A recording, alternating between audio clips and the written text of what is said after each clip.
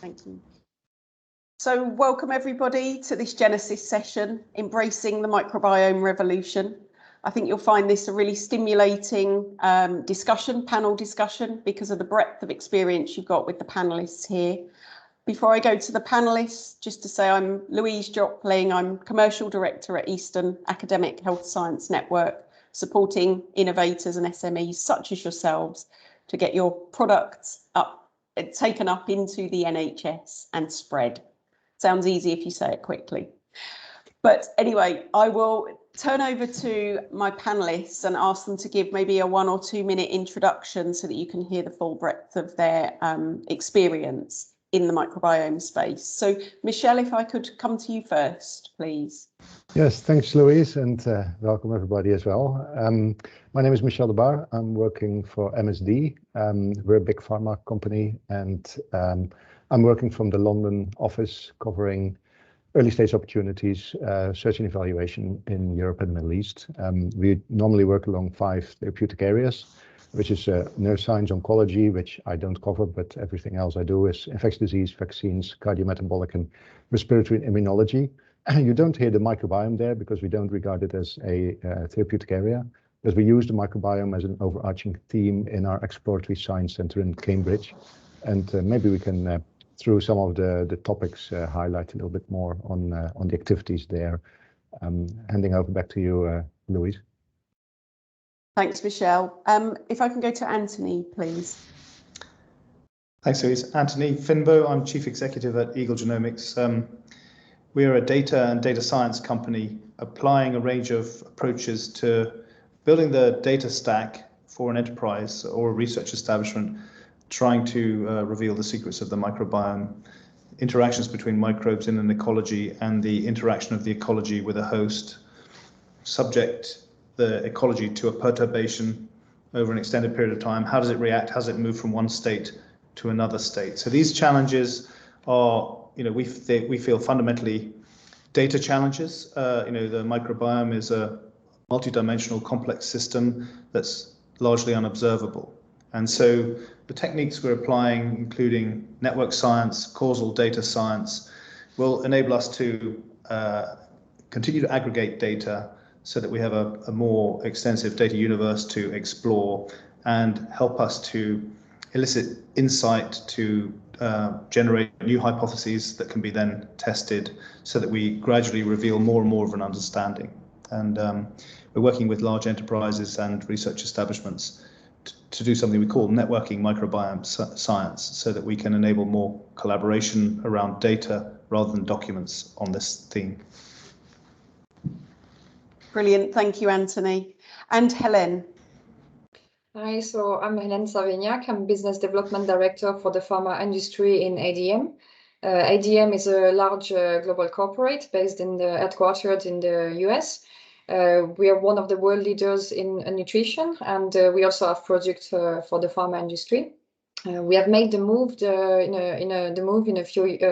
recently, a few years ago, in the microbiome field, with the acquisition of a number of companies in Europe and in the US with a global footprint. And we have a large microbiome capability for screening and also for looking at new potential projects for the food and beverage and dietary supplement industry. So we are interested now to advance the field of the microbiome and really move also to the therapeutic area. Great, thanks, Helene.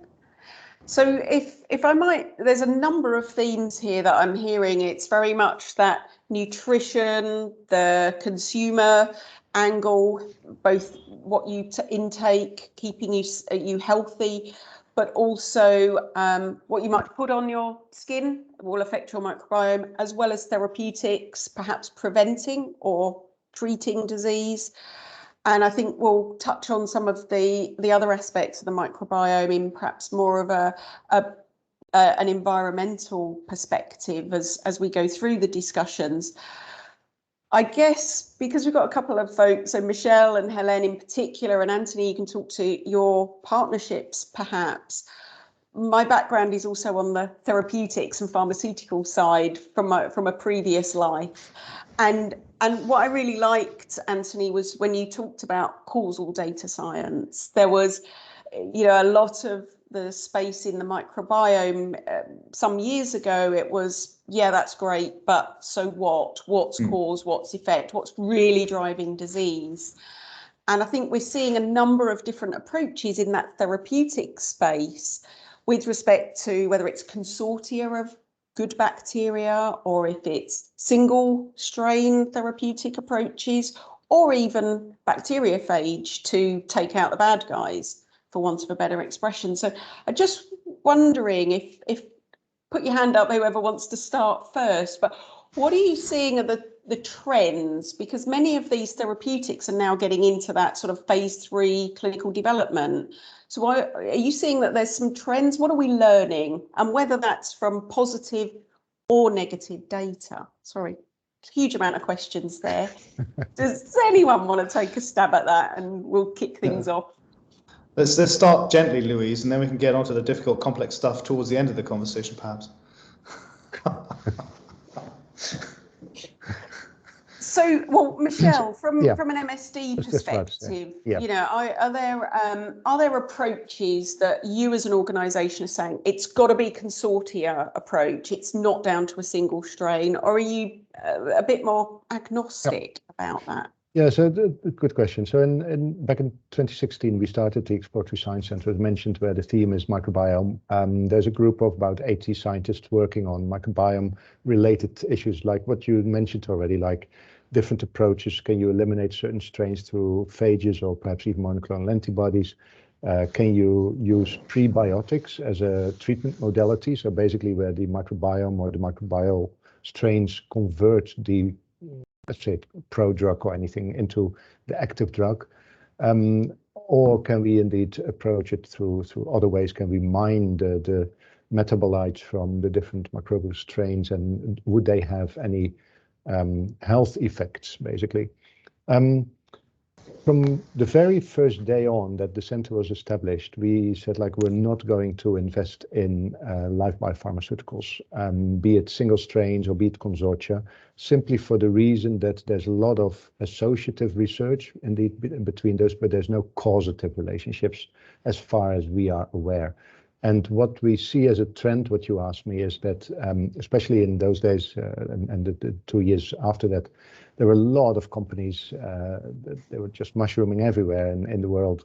And I call them maybe a little bit, not nice to say, but I call them a little bit the cowboys from the field at the time. And people really were jumping in the field and just make some consortia or grab a couple of different bacteria together and try to make a product of that. And unfortunately, that I think might have damaged the field a little bit as well, and might have damaged also the trust in microbiome-based products, be it, single strains or consortia. And I think we see some backlash of that. Of course, there were a couple of negative readouts in the last couple of years. And what we see following on that trend is that actually these days, the last 2 years or so, 3 years, the number of companies have reduced, but those that have survived have very proper, good underlying scientific basis, and therefore I think have much higher chance as well to get successfully through the clinical development stages.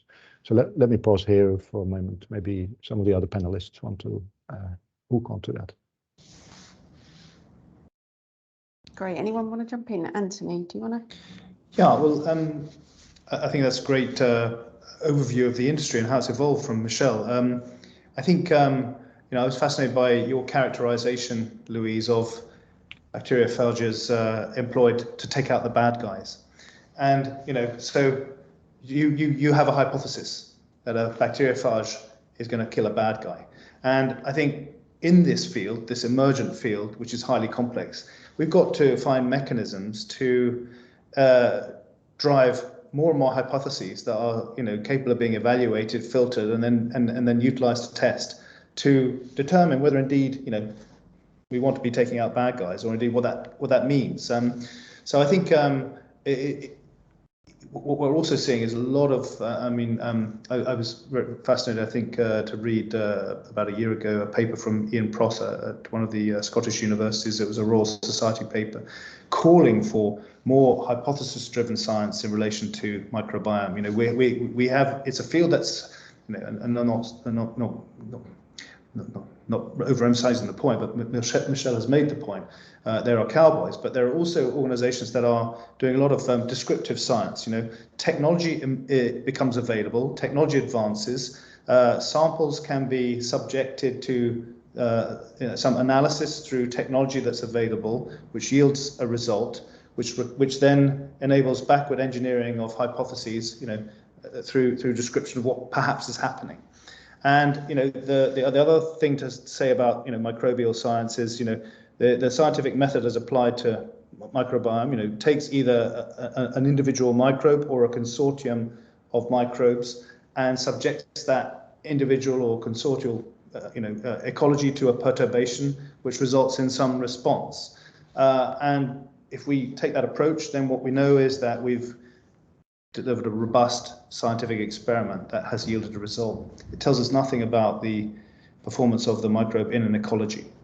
And so these are challenges which have to be resolved if we're to improve the standing of the industry and to generate and yield results going forward. And so I think that you know, that is the dimension that we're seeking to address. I'd say also, you know, abstracting up even further, there is, you know, I'd say such a tremendous opportunity in application of data science, AI technologies to the underlying mechanisms of life. But we need to provide, you know, we need to reinstantiate the scientific method in a world of data. And so there's, what I'm really excited about is a lot of focus, you know, driven particularly out of Stanford, the meta-science community, trying to figure out how we instantiate a more reliable, robust scientific approach to data-driven technologies generally. And I think in no field is that, you know, is that going to be more of a utility for us than in the field of microbiome. Fantastic, thanks, Anthony.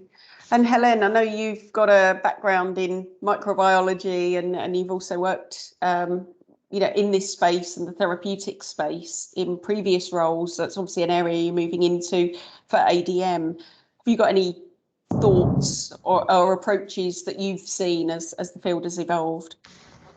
Yeah, I think if I may come back to something a bit larger, is that the field is very young. It's incredibly young compared to the pharma industry, and we discussed that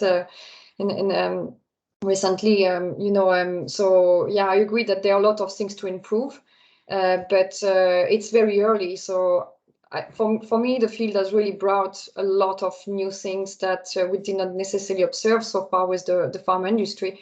And you know, so the industry, the pharma industry has decades of looking at diseases, the mechanism, and drug efficacy, and you know, the industry screened 10 to 20,000 candidates for de novo drug discovery for one candidate on the market potentially in the end. And we know there's a huge rate of failure, you know, between the phase 1, phase 2, and phase 3 clinical phases. So, of course, a field that is young, like the microbiome field, that has just properly emerged, let's say, 20 years ago, maybe with exponential growth the last 10 years, that's very young. And we are very, very far from screening 10 to 20,000 compounds. Also, we're trying to apply methods, I think, either from the food industry or on the other end to the pharma industry to microorganisms that are completely something in between. The live organisms, so there are a lot of barriers, a lot of difficulties, challenges that the entire industry know about, and so we need to work together. Actually, I think instead of moving away from it, we know that there's a huge unmet medical needs. Lots of diseases, neurodegenerative diseases, cancer, you know, just to cite these. And I think what we've learned from the microbiome field is that, you know, it's a multidisciplinary approach and everything is interconnected. So the brain is not an isolated organism, actually. And there's been linked with Parkinson and Alzheimer's, with systemic, mechanism being impaired. So I agree with Michel that, we need to be careful in the interpretation of data and how we treat them. But I think that we don't have much of a choice. There's no treatment. The prevalence of this disease is increasing. The population is aging. We understand clearly the link now between nutrition, lifestyle, the gut microbiome, and also microbiomes as well. It's emerging. And also the effect of the ecosystem with drug metabolism. So I think we should really see that as an opportunity for collaborating. And this is the approach we're taking in ADM, actually, and hence my role, is really to see how we can combine the fields together so that we can actually develop new therapies or improve the existing therapies. And so, yeah, of course, there will be challenges. But we need to keep trying. And I think if we, set more discussion panels like that, or set new, maybe expert working groups to address these challenges, some exist already, like the PRI in France, which has companies from all over the world, that will help solve these issues. I'll stop there. Sure, and thank you very much for that. I think, yeah, it really sets out the whole landscape and how that has changed. I will come back to some of the earlier points I think that Michel made, but just on that whole data and that networking, I know, Anthony, at Eagle Genomics, that is obviously a massive USP for yourselves. So are you able to talk about some of the approaches that you're taking across the food industry, the therapeutics, and that landscape, sort of setting us up for the best health, as well as those that still get through and develop disease, how those data sets can be networked and integrated? But I think, as Helene says, the field is still, immature, and I think the data exploration and management technologies are nascent still. For the endeavor that we're all engaged in, and I think I spend quite a period in the human DNA realm before we vectored towards the microbiome, and in the human DNA realm, standards for data sharing, standards for metadata are more advanced than they are in the microbiome field, but operating procedures, mechanisms, experiments that generate data, there is a really significant requirement for us to figure out how we're going to standardize such that we can share. And then, causal data science is starting to describe mechanisms using causal graphs whereby we can fuse data sets from different studies with different subjects that might hold the promise of yielding more of a signal than any one of the individual data sets might yield. So there's tremendous promise in the field, but we're really nascent and early. And we're trying to help companies move from scrubbing, cleansing data, then trying through some cottage industry style endeavor, collaboration between a bioinformatician, a biocurator, and a biologist, trying to figure out how to generate data, utilize those data, analyze those data, apply statistical applications and visualization techniques to rendering some utility that can be discussed and utilized. We're trying to systematize that. So it's a we have a grand vision, high risk journey that we're on, but it's necessary. And what's really exciting about it is enterprises are acknowledging the fact that this is a data-driven endeavor, recognizing they have to evolve their the data management, data exploration, and collaboration mechanisms around data within the enterprise as part of their data stack, and they can't make advances with their own teams alone. They have to collaborate with other organizations, and so the networks are building and providing these mechanisms to enable more data-centric collaboration rather than document-centric collaboration. There's appetite for that kind of thing.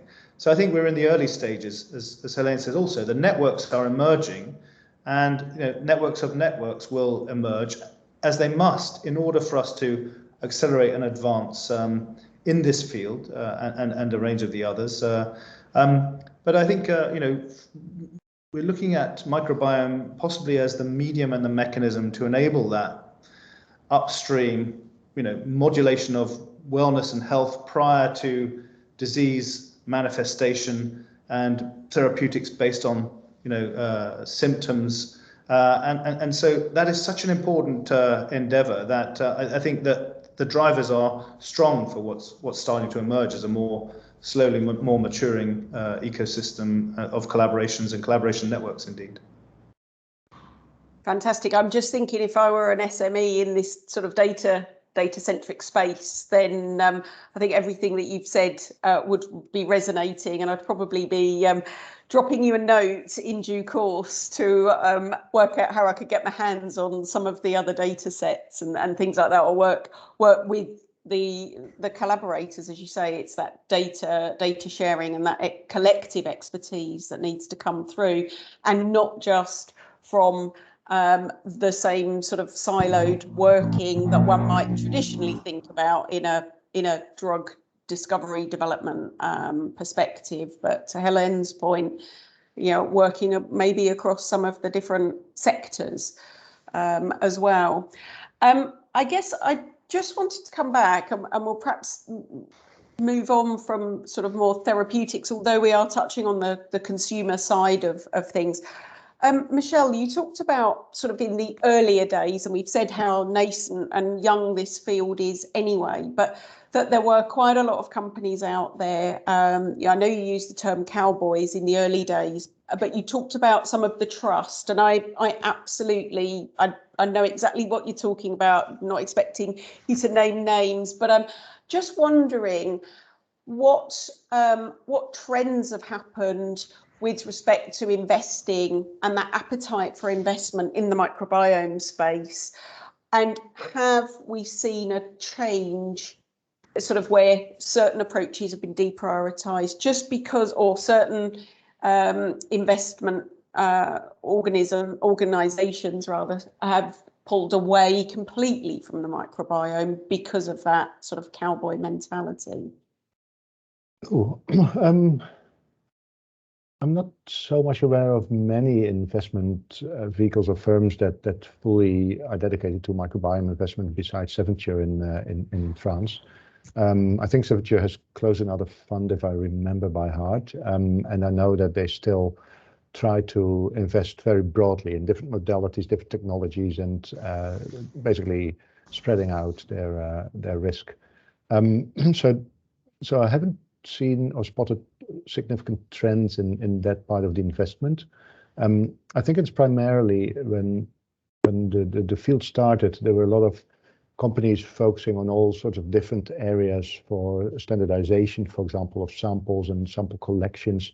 How do we generate data? How do we do it in a method, as Anthony said as well, that can actually form a data set where you can start comparing with each other and working with each other and basically forming those networks. And I think that's one of the areas where MSD at the time was struggling most with, because there were no such data sets at the time available.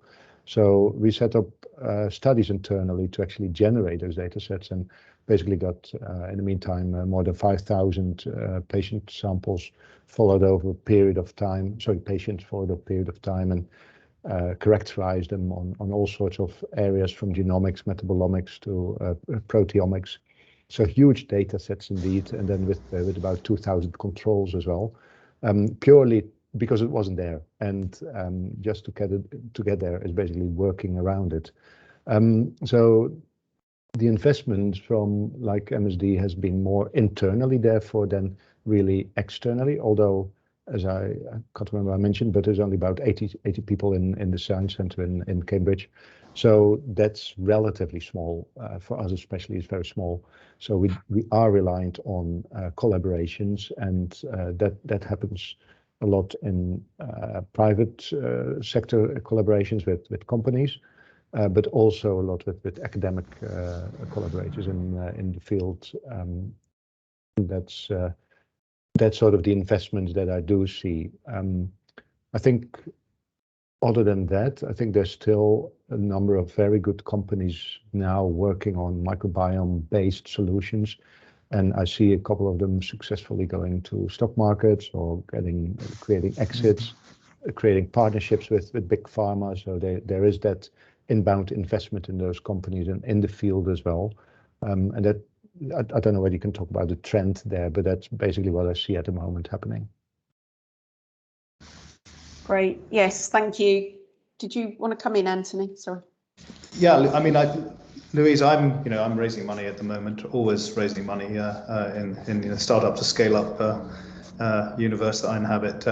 But I think what's really interesting for me is that we talk about microbiome on the narrow scale, if you like, and the therapeutics opportunity for a human. But of course, there's the same opportunity in the animal realm. And then I see more. Then I see increasingly, because of the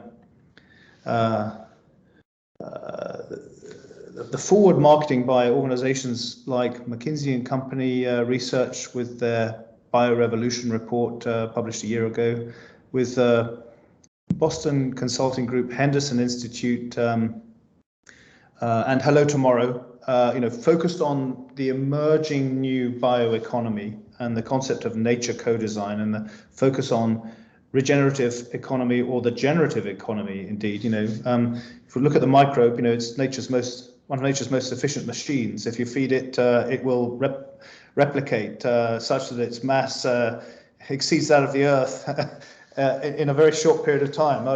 I'd love to see that experiment completed, in fact. But we're also seeing, because of the COVID challenge, focus on zoonotic diseases, focus on microbes or microbial organisms, driving interest. The COVID challenge has resulted in a lot of people interested in principle, sharing data towards collaborative new insight generation. And then, a whole range of, bio-inspired companies in the US, as Michel says, listing, getting extraordinary valuations, and, defining in the early stages the new bio-inspired economy. I think we are flapping at the end of one economic cycle, and what is emerging is something different, and it must be bio-inspired. And so I think that's driving a whole slew of new types of investor into the space. And then, indeed, when we look at sustainability-orientated investors and climate-orientated investors, the smart money is going to vector towards those industries which are describing a more sustainable future. And the microbe and microbiome, the microbiome is the most proximate, if you like, battleground in the biorevolution. Understanding microbes and microbial interactions, how we can apply microbial science to solving, small proximate challenges but grand challenges as well, is increasingly a theme. So I think we're seeing a whole slew of new types of investor interested in the space more broadly, and I think I see tremendous quick evolution towards towards a more compelling future state where more companies that are worthy get funded. I see no let up in foundation and founding of new microbiome orientated companies. In fact, in the 4 or 5 years I've been in this space, I just see this not if not exponential, then certainly strong growth trajectory of the industry generally, despite the setbacks that we've described, of course, which will continue to come. Of course, and you almost need those. They're as much as of a learning curve as those that are successful. But I really like your point there, and I did want to pick up on the environmental approach that you just highlighted, Anthony, and I'm wondering as well if with after the COP conference, as well as it is becoming much more of a focus in everything that we do in life, and for those that are developing therapeutics, devices, diagnostics, etc., there needs to be a not just a nod towards environmental sustainability, but how are you really having, what does your therapeutic, how effective, how safe, and what is its environmental sustainability impact? That is another measure.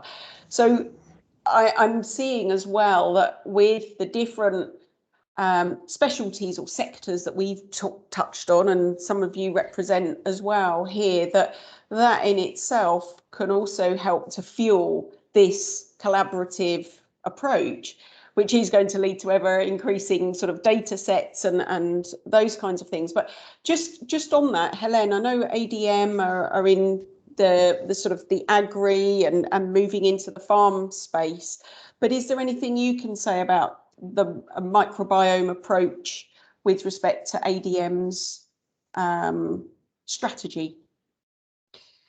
I can't say much about the strategy, but what I can say is, yeah, we have a commitment to sustainability, and we are taking a multiple approach. So in the different areas that were mentioned, if I can stay very at a high level, yeah, we are looking at making improvement wherever we can and making advances wherever we can, and partnering and. Yeah, we're looking at investments as well ourselves, and we're working with investors, and yeah, we're seeing a lot of interesting things happening. And I know in the field there's also Yalty Food, for instance, that is working on these things, and also how improving you know, agriculture and sustainability, and working with climate changes, and along the entire chain as well. So I think that there are a lot of progress that have been made, and a lot of consortia that have been created, and that's very encouraging. Yeah. Great, stop, Nadia, yeah, no, I'm not meaning to put anybody on the spot. It was just, you know, just yeah. Great. And Anthony, I know you were up in Glasgow, you know, invited to sort of speak around this topic. So are there any key themes that we might not have picked up in the press headlines that we need to be aware of?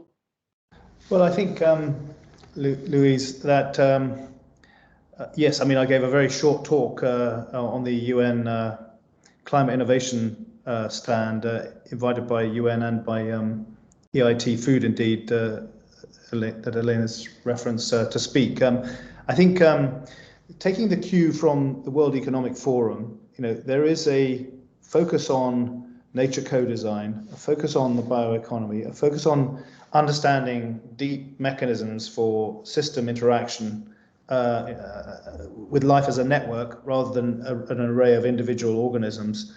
That is, you know, increasingly an area of interest and focus for these groups. And indeed, you know, World Wildlife Fund is doing work to try and understand microbial ecologies and environments, and the upstream natural capital contribution that they make to maintaining biodiversity, for instance.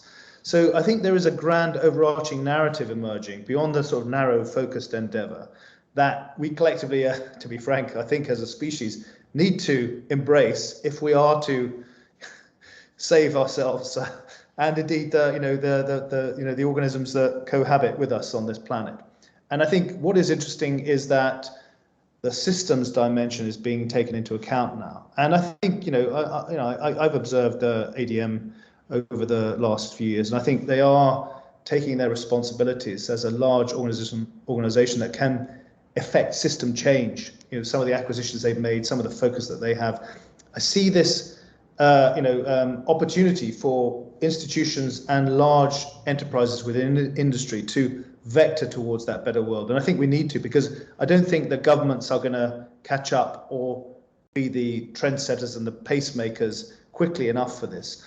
And so I think what we're seeing is this appreciation of you know, microbial organisms, microbial ecologies, their contributions, a recognition that we need to take into account their contribution, and for that we need system change. And I think that was the theme at COP. I mean, you know, and my particular talk, you know, trying to translate this into language that's appreciated more broadly, was to say, look, if you look at the plant, the root of a plant in soil, the plant is, you know, exuding carbon-rich compounds to attract microbes that interact with it so that it grows well. If you look at the gut of a human or an animal, there's a mucus layer separating the microbes from the one cell thick gut wall.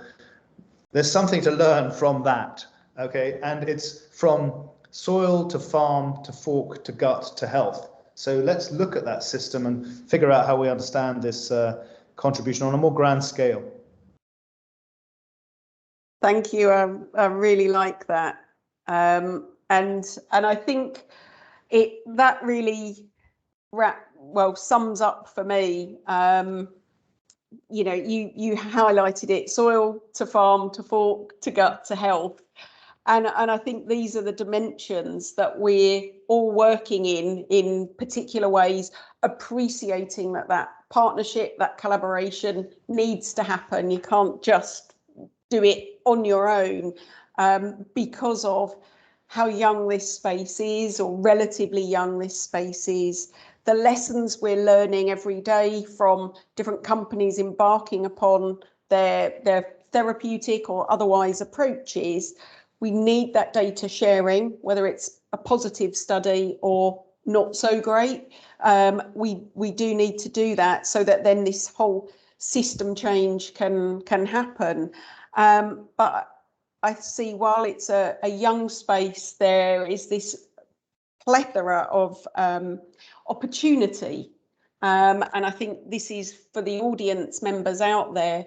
I know that we'll all be very, very happy to be approached sort of once they've listened to this session. But I think if anybody wishes to reach out to us, then do so through the One Nucleus team, and we'll be happy to share that. So I'm now just going to come to you all just perhaps for a final sort of 30-second thought that you might want to sum up from your perspective around the microbiome and this evolving space, perhaps for our audience members. And I'll come to you in the same order that we introduced ourselves, if I may. Sorry, Michelle, that takes you first. Just any final thoughts from yourself of what you've heard? Yeah, I think my thought is that indeed in the 5 years the field has progressed significantly and has started to really mature, in my opinion, already, despite still being very young. So what we're now going to see, hopefully in the next 5 years, is really second or even third generation of technologies, solutions, maybe I should say it, for improving health and improving outcome of therapies, but also related to the work from Helene and Anthony, of course, in all the other areas where the microbiome plays an important role. Thank you, Michelle. Anthony. Well, echoing everything that Michelle has said, I just say, you know, by the way, I'm not a microbiologist. I'm a data engineer and a cyberneticist. So I studied control of communication in the animal and machine 30 years ago, and I'm just so delighted that I've managed to resurrect my career towards an endeavor focused on microbial ecologies. I don't think there's been a better time to be an AI engineer focused on trying to do some good by understanding the meaning of life. So what I would say is, you know, this is the right time, and there's never been a better time to be involved in a field like this. Fantastic, thanks, Anthony. And Helene. Yeah, I agree with Anthony and Michelle. And if I may add, I think there's a lot of opportunities as well. And it's our time now, our chance to address the unmet medical need. And there's a lot of potential for new therapies, hopefully, and also patient stratification, possibly precision medicine, individualized therapy at the population level, of course. So yes, it's very encouraging, and we need to keep working together and be creative and learn, keep going. Thank you, Helene.